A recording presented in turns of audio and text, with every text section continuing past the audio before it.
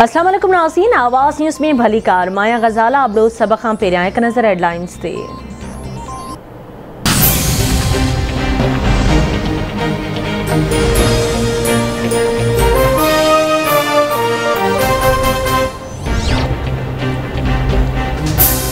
Army chief general Javed Bajwa जी सदारत हेठि कोर कमांडर्स कॉन्फ्रेंस मुल्क की मजमूई सूरतयाल बलूचिस्तान में पेश आयल ताज़नि वाक़िअनि ते बि गौर वीचार कयो वियो। आर्मी चीफ जो चवणु आहे त असां दहशतगर्दनि उन्हनि जे मददगारनि साथियुनि जी बाक़ियात खे ख़त्म कंदासीं, मुल्क दुश्मननि जा समूरा अज़्म नाकाम बणाईंदासीं। हथियारबंद फ़ौज क़ौम जी हिमायत सां हर रंग ऐं नस्ल जे दहशतगर्दनि ख़िलाफ़ कामयाब ऑपरेशन कयो। दहशतगर्दनि जी वापसी जी कोशिशुनि खे कामयाब थियण न ॾींदासीं।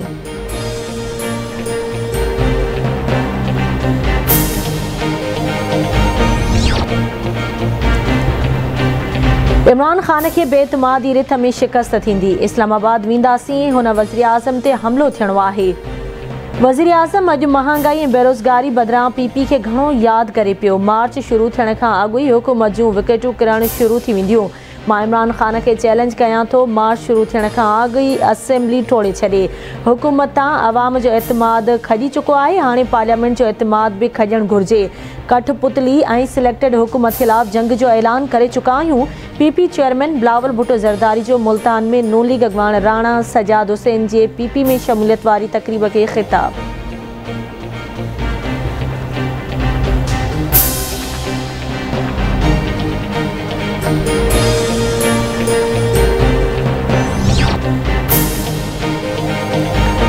आसिफ अली ज़रदारी जे पेट मां पैसा पीटीआई न पर नून लीग वारनि कढिया हुआ। हिक ॿिए जा पेट फाड़ींदड़ चोर अॼु गॾु थी रहिया आहिनि।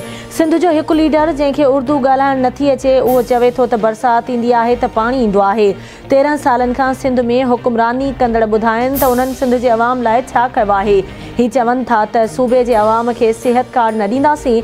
शहबाज शरीफ़ जे पार्लियामेंट में तक़रीर जॉब एप्लीकेशन हूंदी आहे। वज़ीर आज़म इमरान ख़ान जो फैसलाबाद में क़ौमी सिहत कार्ड जारी करण वारी तक़रीब खे ख़िताब। इतिहादी जमायतूं हुजनि या को ॿियो, उहे सियासत में पंहिंजा मुफ़ाद ॾिसंदियूं आहिनि। जेको इमरान ख़ान खे छॾींदो उहो ज़ीरो थी वेंदो। सियासी जमायतुनि में बोना वेठल आहिनि। इहे जमायतूं तहक़ीक़ खां सवाइ कमु कंदियूं आहिनि। इमरान ख़ान 3 सालनि में मसइला ख़त्म नाहिनि कया, पर समाजी रियासत या रियासत मदीना ठाहिण जो बुनियादु विधो आहे।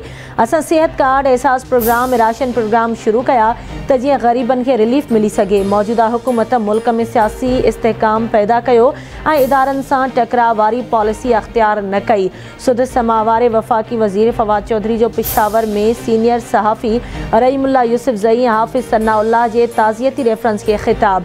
चवे थो सहाफ़त में ज़ाती पसंद या नापसंद वधी वई आहे, ग़लति ख़बरूं हलाई वञनि थियूं। हुकूमत सहाफ़त जी आज़ादी ते यकीन रखे थी।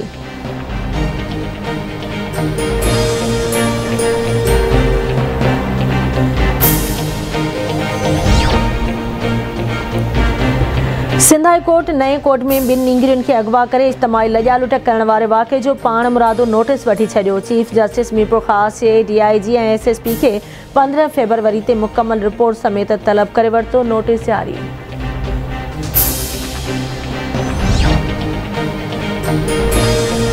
नए कोर्ट वाक़े वारे केस में गिरफ़्तार वधीक 9 जवाबदारनि खे डिगड़ी जे सिविल जज जी अदालत में पेश कयो वियो। अदालत जवाबदारनि खे वधीक 1 ॾींहं जी जिस्मानी रिमांड ते पुलिस हवाले करे छॾियो।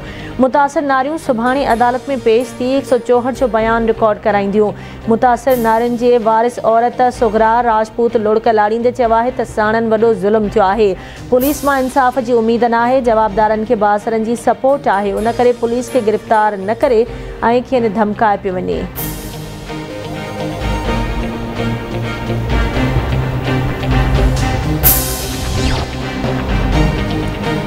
अपोज़िशन जी सियासत 50 ॾींहनि जी रहिजी वई आहे, जंहिं बाद इमरान ख़ान वधीक मज़बूत थी वेंदो। मौलाना फज़ल रहमान जी सियासत अलॻि, PP ऐं नून लीग जी सियासत धार आहे। पूरी अपोज़िशन जा रस्ता जुदा जुदा आहिनि। ही माण्हू 23 मार्च ते बि इस्लामाबाद ईंदे नज़र न अची रहिया आहिनि।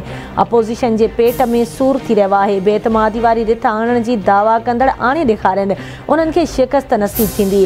वफ़ाक़ी घरू वज़ीर शेख रशीद जी इस्लामाबाद में प्रेस कॉन्फ्रेंस। संदसि चवणु आहे त एस्टेब्लिशमेंट न्यूट्रल आहे, चूंडियल हुकूमत सां गॾु आहे।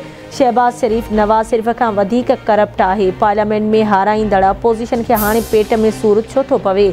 चौधरी शुजात सचो ऐं उसूली माण्हू आहे, हुकूमत जो साथ न छॾींदो। 8 ॾींहंनि में ख़बर पइजी वेंदी त बेतमादी रिथ जो छा थियो।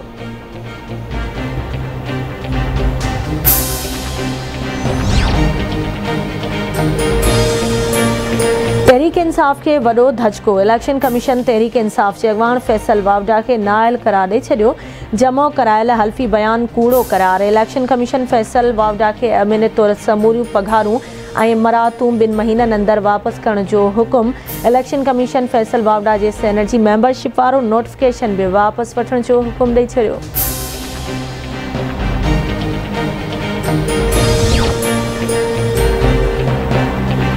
सुप्रीम कोर्ट ख़ैबर पख्तूनख्वा में मकानी चूंडुनि जो ॿियो मरहलो रद्द करण वारो पेशावर हाई कोर्ट जो फ़ैसिलो मुअत्तल करे छॾियो। धुरियुनि खे नोटिस जारी, केस जी ॿुधणी 14 फ़रवरी ताईं मुलतवी।